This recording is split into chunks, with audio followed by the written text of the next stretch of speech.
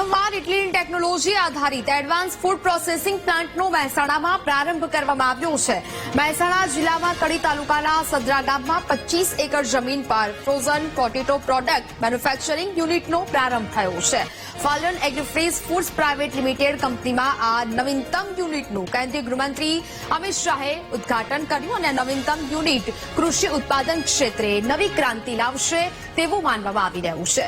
નવીનતમ ટેકનોલોજીથી French fry પ્રતિ કલાકમાં 15 ટન અને બર્ગર પેટી અને આલુ ટિક્કી જેવા ઉત્પાદનો પ્રતિ કલાકમાં 3.5 મેળવી શકાશે. 21,000 કરોડના MOU હેઠળ સરકાર સાથે સંકલન કરી આ પ્લાન્ટનો પ્રારંભ કરાવાયો છે.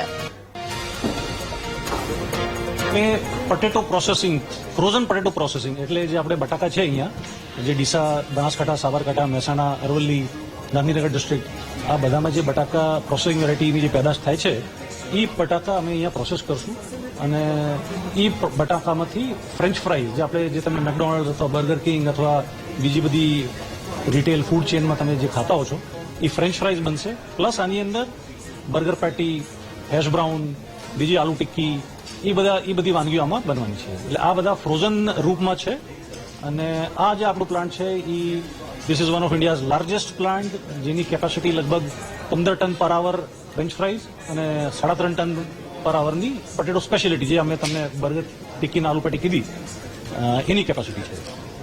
બહુ જ ઓછો મેનપાવરનો વપરાશ છે, ફૂલી ઓટોમેટેડ છે અને બધી જ machinery Europe, America, Japan, Canada ત્યાંથી આપણે ઇમ્પોર્ટ કરી છે. એટલે જ અમે એને સ્ટેટ ઓફ ધી આર્ટ, ફૂલી ઓટોમેટેડ, લો એનર્જી કન્ઝમ્પશન પ્લાન્ટ કહીએ.